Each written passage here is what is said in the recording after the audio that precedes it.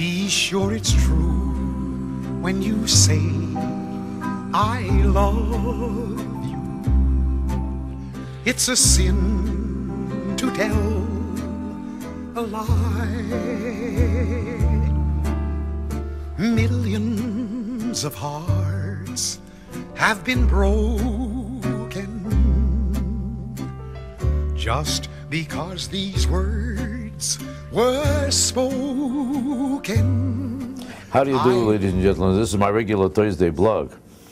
I'm talking to you right now in the midst of all the papers full of celebration about the unbelievable accomplishments of Al Gore, one of the great hypocrites of all time.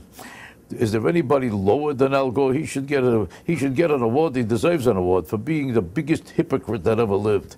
Here is a man running around about global warming. First of all, how does he become an expert in global warming? Does he have any credentials in that subject? Did he graduate college? Did he make a history, a study to show me his credentials in the area of global warming? If I called myself a doctor and I never went to school and I told you I'm an expert on medicine, you know what you would do? You would put me in jail. If you call yourself a dentist, but you never saw a drill, you never saw a tooth, and you just happen to have an office. Hello, I'm a dentist. Would you go for him? Would you go to him because for a root canal? Let's assume you needed surgery, and this guy never went to college, and doesn't have any expertise in medicine, never studied medicine, and never heard of medicine. Now, would you go to him because you have a heart problem? If it mattered to you, and it made a difference to you, and it could affect you, you would never worship that type of a person. You'd put him in jail for defrauding you. But since global warming is something you don't know nothing about, you want to absolve yourself for being concerned and involved with global warming as an issue, because nobody really cares about global warming and does nothing about global warming. So what do you care if you make him the expert? You want to give him a job anyway and a title anyway because everybody feels collectively guilty that Bush won that election and they convinced themselves he was robbed. He wasn't robbed. There's an electoral college, and he lost in the electoral college, and it was agreed upon in the Supreme Court. That was the decision of the Supreme Court. Are you trying to say the Supreme Court is a subversive organization, that it shouldn't exist, that it's illegal? What kind of a phony idiot claims that he was robbed? He wasn't robbed if the system says that that's how it works. And it takes a lowlife to say he was robbed. But everybody feels that. So they feel, let's see, I hate Bush anyway. And I'm nauseous from the fact that he's the president. So I have to give Al Gore some kind of a prize, whether he deserves it or not. And I made him an expert in global warming. First of all, he doesn't even care about global warming. Bad enough he knows nothing about it because this is not his subject. He never studied it or learned it. That's why when he delivers a lecture on global warming, he's whisked out right after the lecture. You're not allowed to ask him questions. Now, this is a fact. This is not my blog speaking. This is a fact speaking. This is the only truth you'll ever hear about Al Gore. He's afraid to face a question. That's why 12 bodyguards come out after every speech and whisk him right out. It's customary after a lecture that you take questions from the audience. He never took a question because he knows nothing about it. So I gave him a job. First of all, why do you get a peace prize from global warming? What's the connection between global warming and a peace prize? You mean the war in Iran will stop if there wasn't global warming, or if there is global warming? Do you know some place where peace will break out because they found out, oh, there's global warming, the war is over? Where is this going to happen? What is the connection?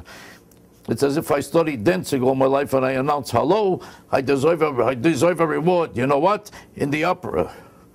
Or I went for a walk and I deserve an award as an astronaut.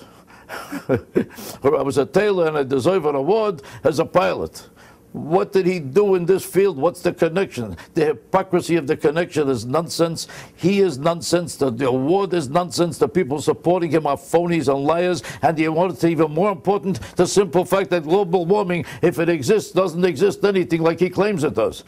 There was a high court in London that just made the decision and announced that all his points about global warming are either exaggerations or outright lies. The great last fact about this is that if you put it all together, not only is he a lowlife, a liar, a hypocrite, and a fraud, but on top of it, it shows people, you, whoever you are that's supporting him, is an idiot because he never bothered to find out if he's right or wrong about what he's talking about. The judge in England, the High Court of England, called all of his main points about global warming fakery and lies. Here's a whole list, 9 points. Sea levels, he claims, will rise up to 20 feet. You know what the judge said? No. This will happen only after millennia. means 1,000 years from now. He says it's going to happen next Thursday. I'm just showing you an example. There's 9 examples of out-and-out lies here. Pacific atolls have been evacuated. That's what he says. You know what the judge said? No evidence. You know what that means? You're full of crap. It doesn't exist. He's got class. He says it in another way. But I tell you as plainly as anybody with a big mouth would say. The man is a liar. That's what he's trying to tell you in fancy words. Global warming caused Hurricane Katrina. That's what he said. You know what the judge said? Insufficient evidence.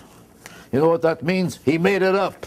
There's 9 examples of one lie after another. Fraud, chicanery, deception. He is a lowlife. He's a hypocrite. And you're an idiot if you're supporting anything about him.